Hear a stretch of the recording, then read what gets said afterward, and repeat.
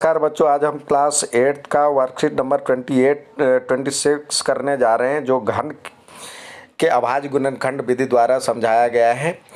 घन का अभाज्य गुणनखंड करना है। अभाज्य गुणनखंड होता क्या है?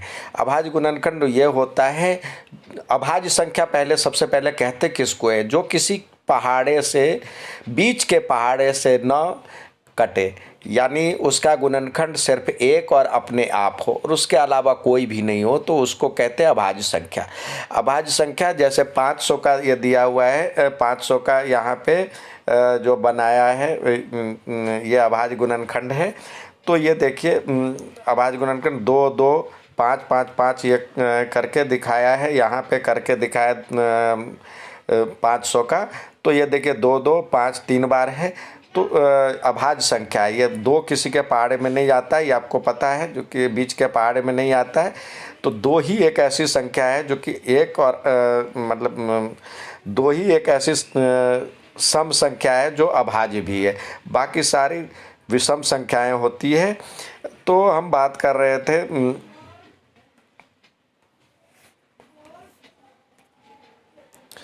अभाज्य संख्या 2 3 5 7 11 इस तरह से होता है, बीच के पहाड़े से ना कटे। अब बात करते हैं जो आज का वर्कशीट है। वर्कशीट में जो दिया हुआ है, अब आपको ये निकालना है। जैसे घन के बारे में, घन क्या होता है? घन में अभाज्य गुणनखंड का ट्रिपलेट होना चाहिए, यानी 3 का जोड़ा होना चाहिए। तो यहाँ पे दिया हुआ है पिंटू और चिंटू पिंटू अच्छे दोस्त थे, दोनों ही 8वीं क्लास के छात्र हैं, दोनों ही गणित के क्लब में के सदस्य। शनिवार के दिन दोनों गणित क्लब में भाग लेने जा रहे थे। उस दिन पिंटू क्लब की एक्टिविटी का नाम संख्याओं के साथ खेलना है। चिंटू पिंटू इस पर चर्चा कर रहे थे। पिंटू, क्या आपको एक बात पता है? तो पिंटू ने कहा, क्या? ऐसी बहुत सारी संख्याएं जिनका अभाज्य गुणनखंड करने पर एक ही जैसे 3 अभाज्य संख्याएं मिलती है। जैसे 8 को करते हैं तो 3 बार 8 आ रहा है। तो इसी तरह से तो बोला जो कि हाँ, हम इसे घन कहते हैं, यानी ट्रिपलेट के लिए क्या चाहिए? घन। 3 का जोड़ा, 3 3 3। इसी तरह 216 का लिया है तो 3 2 बार है और 3 3 बार है, तो इसका निकला 2, इधर से इसका 2 और 2 निकला और इधर से 3 निकला, तो 2 तिया 6। 6 का जो घन होगा वो 216 होगा।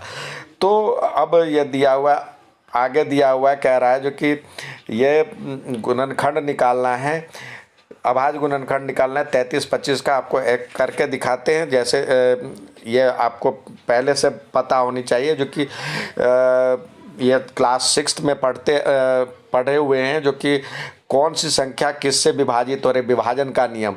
यदि इकाई का अंक 2 4 6 8 या 0 हो, यानी 0 2 4 6 8 हो, तो वो पूरी की पूरी संख्या 2 से विभाजित हो जाती है। देखने से ही पता चल जाता है 2 का। और 5 का क्या होता है?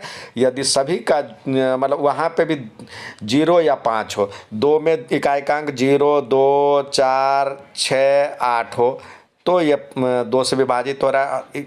यदि 5 में 0 या 5 हो तो ये 5 से विभाजित हो रहा है। और 3 के लिए सबको जोड़ना है, तो यहाँ पे यदि हम जोड़ते 3 3 6 2 8 5 13, तो 13 3 से विभाजित नहीं है, तो ये पूरी की पूरी संख्या 3 से विभाजित नहीं होगी। अब बात करते हैं हम इस वर्कशीट के बारे में।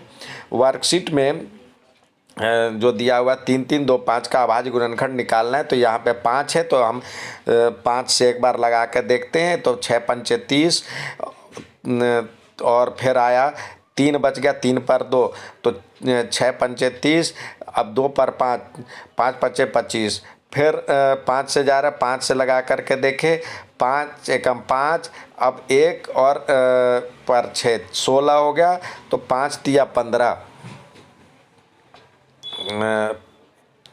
1 पर 5 5 तिया 15, तो ये 133। अब 133 किसी के पहाड़े में आ रहा है, 7 के पहाड़े में आ रहा है, 7 को 19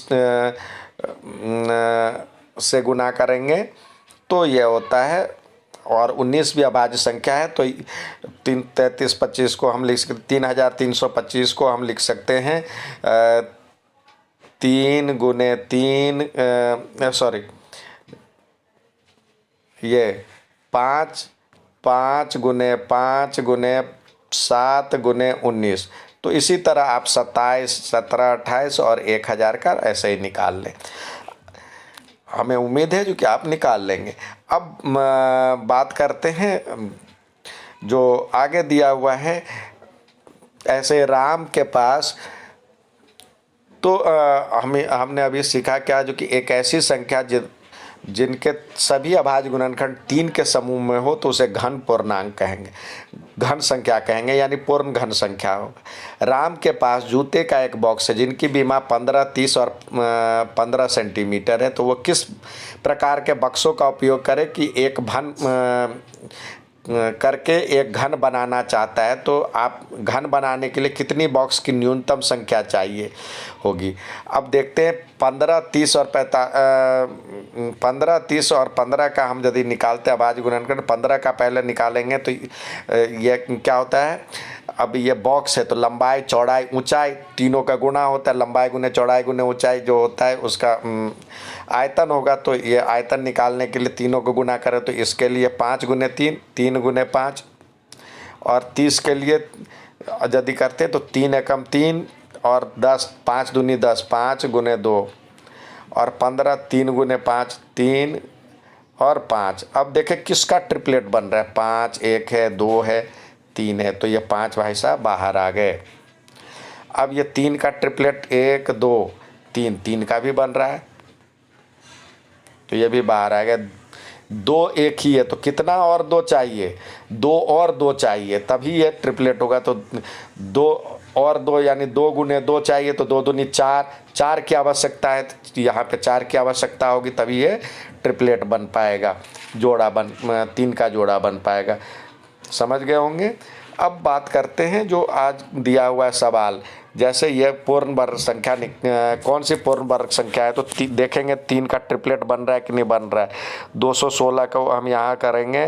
देखिए इकाई का अंक 6 है तो 2 से लगा करके देखें तो 2 से जब लगा करके देखते हैं तो ये आता है 2 एकम 2 और 0, 8 दूनी 16, फिर 8 दूनी 16, फिर 2 से लगाए तो ये आया 5 और 4, फिर 2 से लगाए तो ये आया 27, फिर 3 से लगाए तो ये आया 9, फिर 3 से लगाए, फिर 3 से लगाए तो ये आया 3, अब 3 से लगाए तो 1। तो इस प्रकार हम देखते हैं जो कि 216 जो है 216 को हम कितनी बार लिख सकते हैं। 2 इसमें 3 का ट्रिपलेट बन रहा है, ये बन गया और ये बन गया तो यानी ये पूर्ण वर्ग है। इसी तरह 10,000 को देखते हैं। यहाँ पे 10 पे कितना है 1, 2, 3, 4 0 है, 4 0 है। तो यहाँ पे 10 पे हम 4 0 रखेंगे। अब 2 से देखते नीचे ये है 0 है तो 2 से देखते हैं तो 5 दूनी 10, फिर 1, 2, 3 0, फिर 2 से देखते हैं तो 2 से लगाए तो ये हो गया 2, 5, 25 दूनी 50, फिर 0 0, फिर 2 से देखते हैं तो ये आएगा 2 से देखेंगे 2 एकम 2 और ये 5, 2 दूनी 4, ये 5, फिर 0, फिर 2 से देखते हैं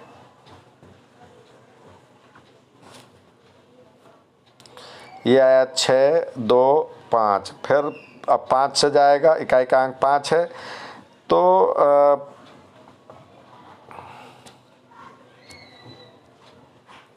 यहाँ पे 5 है तो 5 से हम लगा करके देखें